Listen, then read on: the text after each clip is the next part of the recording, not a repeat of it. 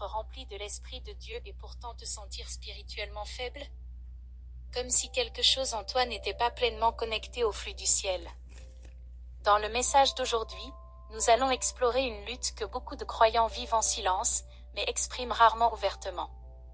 Comment le Saint-Esprit peut-il habiter en toi, et pourtant tu te sens inefficace? Tu pries, tu adores, tu lis les Écritures, et tu sais que tu es sauvé, mais au fond de toi, tu sens qu'il manque quelque chose. Il existe une différence claire entre porter la présence de Dieu et fonctionner dans son autorité. Aujourd'hui, nous allons révéler cette barrière cachée qui empêche beaucoup de croyants remplis de l'Esprit de vivre des vies revêtues de puissance spirituelle. Nous découvrirons ce qui vide ta force spirituelle, ce qui affaiblit ta flamme intérieure, et ce qui se tient entre toi et la pleine manifestation de la puissance de Dieu agissant à travers toi. Reste avec moi jusqu'à la fin, car tu découvriras ce qui a restreint le flot du ciel dans ta vie. Commençons. Et la première raison, le manque d'abandon. Tu as l'Esprit, mais lui ne t'a pas entièrement. N'éteignez pas l'Esprit. Le Saint-Esprit n'est pas limité en puissance, il est limité par ta permission. Beaucoup de croyants ont reçu sa présence intérieure, mais ne lui ont jamais donné le contrôle total de leur vie. Tu ne peux pas expérimenter la plénitude de Dieu tout en gardant des parties de toi-même. L'Esprit ne forcera jamais ta volonté. Il agit à travers l'abandon. La puissance n'est pas libérée par la possession, mais par la permission. Tu peux porter l'Esprit, mais est-ce que l'Esprit te porte? La différence entre un croyant sans puissance et un croyant puissant ne réside pas dans le fait d'avoir l'Esprit, mais dans le fait de s'être soumis à lui. Tu ne peux pas marcher dans l'autorité tant que ta chair garde le contrôle. L'abandon est la porte par laquelle la puissance entre. Tant que tu négocies avec l'obéissance, tu bloques le flot. La puissance coule à travers un cœur totalement abandonné. L'Esprit remplira ce que tu lui abandonnes, mais il ne peut remplir ce que tu retiens. Tu ne peux pas être rempli de l'Esprit tout en étant rempli de toi-même. Tant que tu ne déposes pas tes propres projets, l'Esprit restera silencieux dans les domaines où tu règnes encore. Le véritable abandon n'est pas seulement des paroles. C'est une manière de vivre. C'est déclarer, Seigneur, non pas ma volonté, mais la tienne, même lorsque sa volonté bouleverse ton confort. Beaucoup ont demandé la puissance, mais n'ont pas renoncé au contrôle. Nous voulons que l'Esprit agisse, mais nous refusons de nous effacer. Le Saint-Esprit n'est pas simplement un invité à divertir, il est un Seigneur à qui obéir. Si tu désires sa puissance, donne-lui la pleine permission. Laisse-le réorganiser tes plans, remodeler tes attentes et défier tes zones de confort. Car le moment où tu relâches le contrôle est le moment où il obtient l'accès. Et lorsqu'il obtient l'accès, la puissance commence à apparaître. L'onction ne repose pas sur le talent, elle repose sur la disponibilité. La vraie question n'est pas de savoir si tu as le Saint-Esprit, mais si le Saint-Esprit t'a toi. Et la deuxième raison, l'ignorance de ton identité spirituelle. La puissance exige la conscience. Mon peuple périt faute de connaissance. Tu ne peux pas marcher dans ce que tu ne comprends pas. Le Saint-Esprit ne te donne pas seulement de la puissance, il définit qui tu es. Mais lorsque tu manques de compréhension de ton identité, tu vivras en dessous de ce que Dieu t'a déjà donné. Beaucoup de croyants continuent de prier pour des choses qu'ils possèdent déjà, parce qu'ils ne reconnaissent pas ce qu'ils portent en eux. Tu n'es pas seulement sauvé, tu es assis avec Christ dans les lieux célestes. Tu n'es pas simplement humain, tu portes une nature divine. Le Saint-Esprit n'est pas à côté de toi, il habite en toi. Pourtant, beaucoup de chrétiens vivent comme des locataires au lieu de propriétaires, expérimentant Dieu seulement occasionnellement au lieu de vivre comme des porteurs de sa gloire. Tu ne peux pas manifester ce que tu n'as pas réalisé. Tant que la révélation ne devient pas réalité, ta puissance reste un potentiel inutilisé. L'ignorance poussera un roi à vivre comme un esclave. Un croyant qui ne comprend pas son identité mendiera constamment ce que le ciel a déjà accordé. La puissance découle de l'identité, car l'autorité est enracinée dans la conscience. Lorsque Jésus fit face à la tentation, il ne paniqua pas. Il répondit à partir de son identité, il est écrit. Il déclara parce qu'il savait qui il était et d'où il venait. Quand tu oublies que tu es un enfant du roi, tu commences à vivre comme un orphelin. Quand tu oublies l'autorité de tes paroles, tu parles la peur au lieu de la foi. L'esprit libère la puissance, mais ton esprit doit s'aligner avec elle pour que cette puissance se manifeste. Tu ne peux pas vivre une vie conduite par l'esprit avec une mentalité limitée. Beaucoup prient pour le feu tout en marchant dans l'oubli. Avant de demander plus de puissance, demande une plus grande révélation de qui tu es déjà en Christ. Avant de poursuivre la vidéo, n'oubliez pas de vous abonner à notre chaîne pour ne pas manquer nos prochaines vidéos inspirantes et pour aider la chaîne à grandir afin d'atteindre un plus large public. Nous serions également ravis de connaître vos impressions dans les commentaires et de savoir si cette vidéo vous a été bénéfique. Continuons. Plus tu comprends ton identité, moins tu chercheras la validation. Plus tu reconnais ton autorité, moins tu craindras l'opposition. Tu n'as pas été créé simplement pour survivre dans ce monde. Tu as été oint pour l'influencer. La puissance commence lorsque l'identité est retrouvée. Et la troisième raison, la déconnexion de la parole. L'esprit agit à travers les Écritures. Les paroles que je vous ai dites sont esprit et vie. La parole de Dieu n'est pas simplement un texte écrit. Elle est le canal par lequel l'esprit se manifeste. Là où la parole est absente, la voix de l'esprit devient silencieuse. Beaucoup désirent un mouvement de l'esprit, mais ignorent le fondement de la parole. Tu ne peux pas marcher dans la puissance si ta lampe est vide d'huile. Et cette huile coule de l'intimité avec les Écritures. Le Saint-Esprit avance sur le chemin de la parole de Dieu. Il agit à travers la vérité. Lorsque tu te déconnectes de la parole, tu te déconnectes de sa voix. L'adoration émotionnelle peut enthousiasmer, mais la parole t'ancre. L'esprit et la parole ne sont pas en concurrence. Ils travaillent ensemble. La parole révèle la volonté de Dieu, et l'esprit te donne la puissance de la vivre. Sans la parole, tu peux confondre l'émotion avec une véritable rencontre. La puissance sans la vérité devient du bruit sans résultat. Les Écritures sont le canal par lequel l'esprit s'exprime. Tout comme l'électricité a besoin de fils pour circuler, l'esprit utilise la parole pour libérer sa puissance. Tu ne peux pas t'attendre à une force spirituelle lorsque ton âme est déconnectée de la révélation. Plus la parole habite en toi, plus le ciel coule à travers toi. Jésus a vaincu l'ennemi non par le volume de sa voix, mais par les Écritures. Il est écrit, était son arme, et cela doit devenir la nôtre. Lorsque tu intériorises la parole, l'esprit amplifie ton autorité. L'ennemi tremble devant le croyant qui ne prie pas seulement en langue, mais qui déclare la parole avec assurance. La puissance commence lorsque tu proclames ce que Dieu a déjà déclaré. Chaque verset que tu gardes en toi devient une arme que l'esprit peut utiliser. La parole n'est pas seulement de l'histoire. Elle est une force vivante. Si ta relation avec les Écritures est superficielle, ta relation avec l'esprit sera faible. Mais lorsque la parole devient ta nourriture quotidienne, l'esprit devient ta force quotidienne. L'esprit agit là où la parole demeure.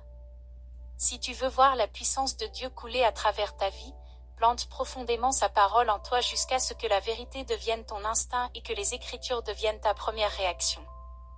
Car lorsque la parole remplit tes pensées, l'esprit remplit ta vie.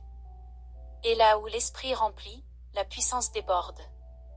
Et la quatrième raison, le manque de pardon et la contamination intérieure. L'esprit ne peut pas couler à travers un cœur bloqué. Crée en moi un cœur pur, ô Dieu, et renouvelle en moi un esprit bien disposé.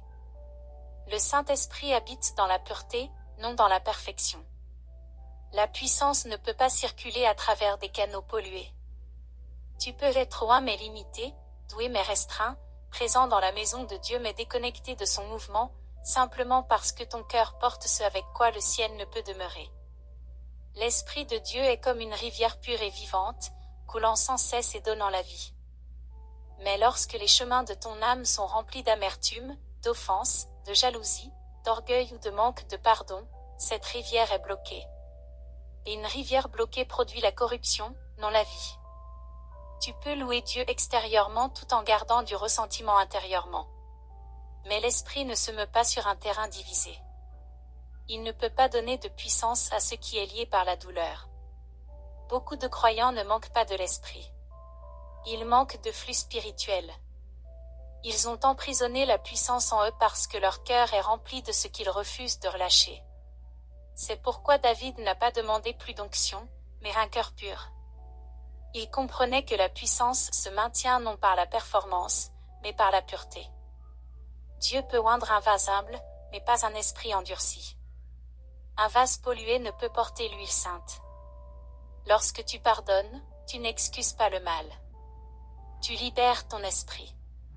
Tu rouvres le canal par lequel la puissance divine coule.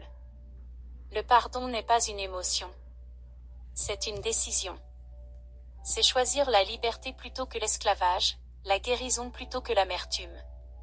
C'est dire, Dieu, je te fais confiance avec ce qui m'a blessé. Et lorsque tu le fais, quelque chose change. Le flux est restauré. Le ciel recommence à agir en toi. Et la puissance revient. La purification vient toujours avant l'onction. Avant que l'huile touche David, le vase devait être brisé. Le brisement libère ce qui est à l'intérieur.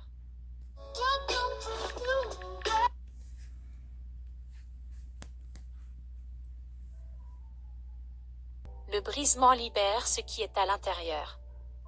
Lorsque tu laisses Dieu attendrir ton cœur, son esprit recommence à couler. Beaucoup attendent une nouvelle effusion. Mais Dieu attend un cœur abandonné. Il dit, je ne peux pas verser dans ce que tu refuses de purifier. L'esprit n'habite pas dans les rancunes. Il habite dans la grâce. Au moment où tu relâches la douleur, la présence de Dieu entre comme de l'eau trouvant son chemin. Tu ne peux pas accueillir le ciel tout en gardant les ténèbres en toi. Le pardon est la clé qui déverrouille le flot de la puissance divine. Laisse partir l'amertume et regarde l'onction revenir. Relâche cela et laisse Dieu remplir ton cœur de paix. Et la 5e raison, négliger la prière. La puissance s'éteint là où la communication est perdue. Les hommes doivent toujours prier et ne pas se décourager.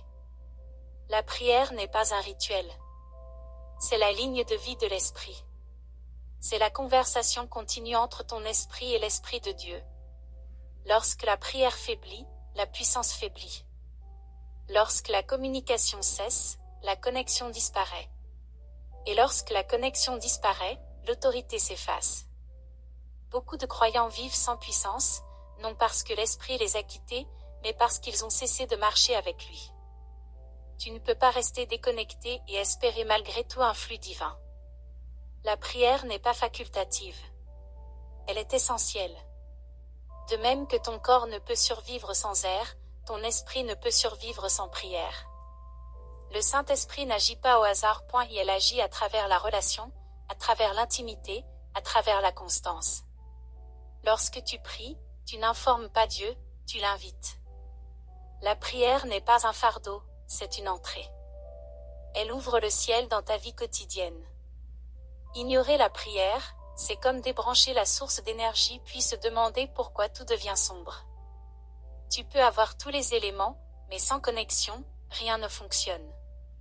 Plus tu pries, plus tu brilles. La prière restaure ce que la vie épuise. Elle est la source qui maintient ton feu spirituel allumé lorsque tout le reste échoue. Beaucoup traitent la prière comme un dernier recours, n'y ayant recours qu'en temps de trouble. Pourtant, elle était destinée à guider toute ta vie. Chaque fois que tu pries, tu connectes le naturel au surnaturel. Tu crées un espace pour que Dieu agisse. Même Jésus priait continuellement, se retirant pour communier avec le Père. S'il avait besoin d'une connexion constante, combien plus nous?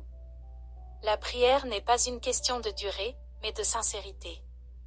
Ce n'est pas une question de mots parfaits, mais d'un véritable échange.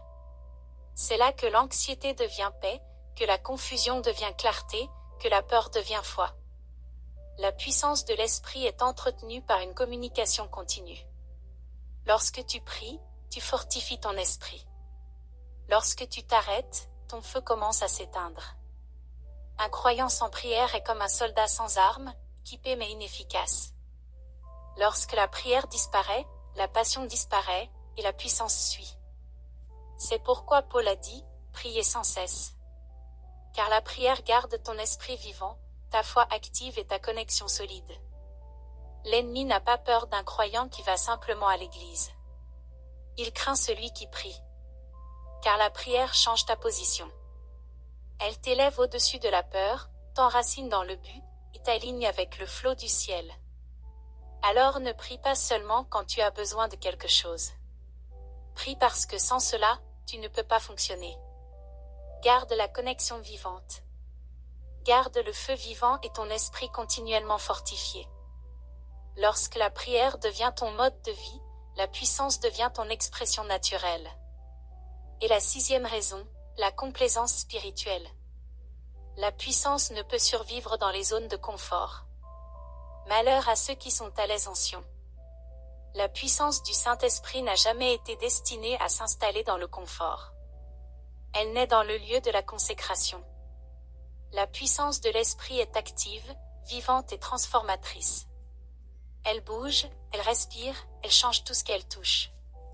Partout où il coule, il fait avancer.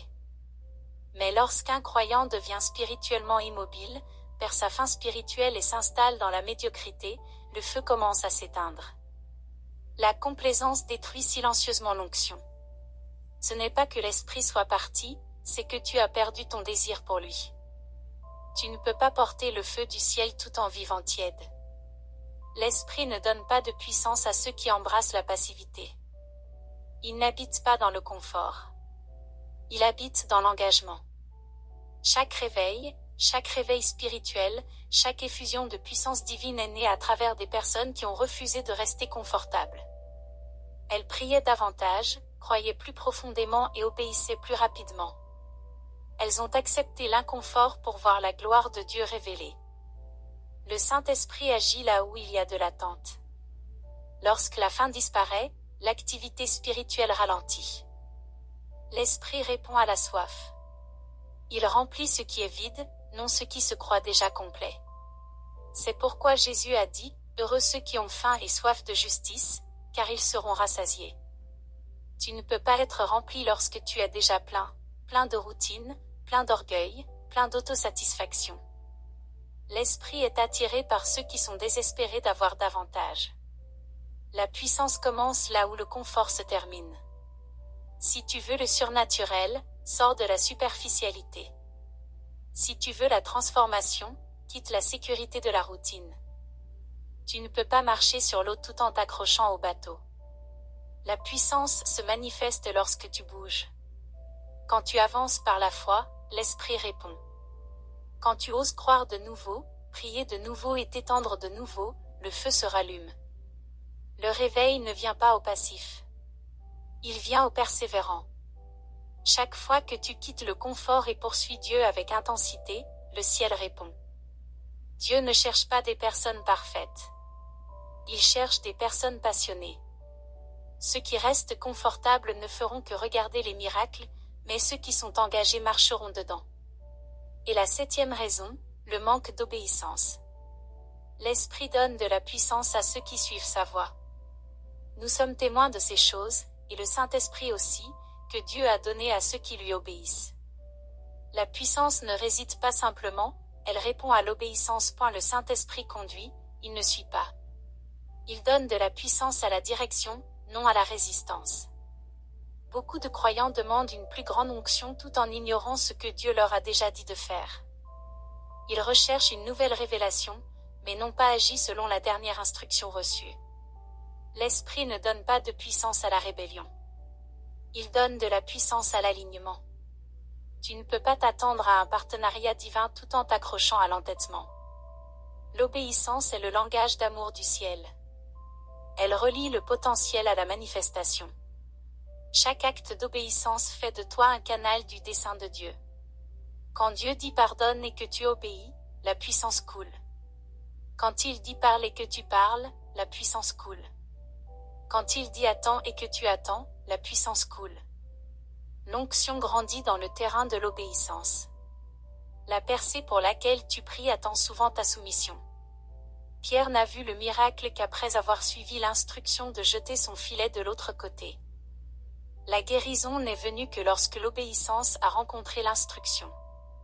La veuve n'a vu la provision qu'après avoir agi selon ce qu'on lui avait dit de faire. La puissance de l'esprit apparaît là où la foi et l'obéissance se rencontrent. Beaucoup de croyants restent faibles parce qu'ils discutent avec Dieu au lieu de le suivre. Ils retardent leur propre percée en remettant en question sa direction. Mais l'esprit n'agit pas là où la rébellion règne. La puissance n'est pas pour ceux qui entendent seulement. Elle est pour ceux qui agissent. Jésus a dit, « Si vous m'aimez, gardez mes commandements. » L'amour ne se prouve pas par l'émotion. Il se prouve par l'obéissance. Lorsque tu suis Dieu, même sans tout comprendre, le ciel libère ce que tu ne peux produire par toi-même. La puissance est la réponse du ciel à la confiance. Le Saint-Esprit ne se déversera pas dans une vie qui fuit à cause de la désobéissance. Chaque pas d'abandon élargit ta capacité. Lorsque tu marches en harmonie avec l'Esprit, sa force devient ta stratégie. Tu commences à agir au-delà de toi-même, à parler au-delà de ta sagesse, à aimer au-delà de tes limites. Voilà la preuve que la puissance divine est à l'œuvre. L'obéissance déverrouille l'abondance. La puissance n'est pas donnée pour paraître. Elle est donnée pour un but. Dieu ne t'oint pas pour impressionner les gens. Il t'oint pour accomplir sa volonté. Alors, si tu as demandé davantage de l'Esprit, il est peut-être temps d'agir selon ce qu'il a déjà dit. Car la puissance ne vient pas seulement en demandant. Elle vient de l'alignement. Vous recevrez une puissance lorsque le Saint-Esprit viendra sur vous. Mais cette puissance se révèle lorsque ta volonté s'aligne avec la sienne. Avoir le Saint-Esprit sans obéissance, c'est comme posséder une voiture sans jamais la démarrer. Elle a du potentiel, mais aucun mouvement. L'Esprit en toi n'est pas inactif. Il attend ta réponse. La puissance n'est pas dans la possession.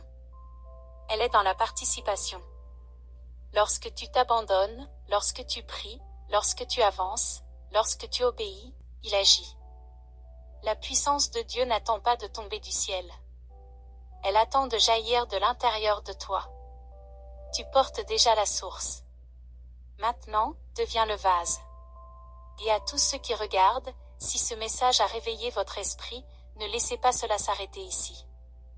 Aimez, abonnez-vous et partagez ce message afin que d'autres soient réveillés à la vérité de l'Esprit de Dieu. Et si vous voulez aller plus loin dans des vérités puissantes qui transforment la vie, cliquez sur la vidéo à l'écran et poursuivez votre voyage dans la sagesse de Dieu.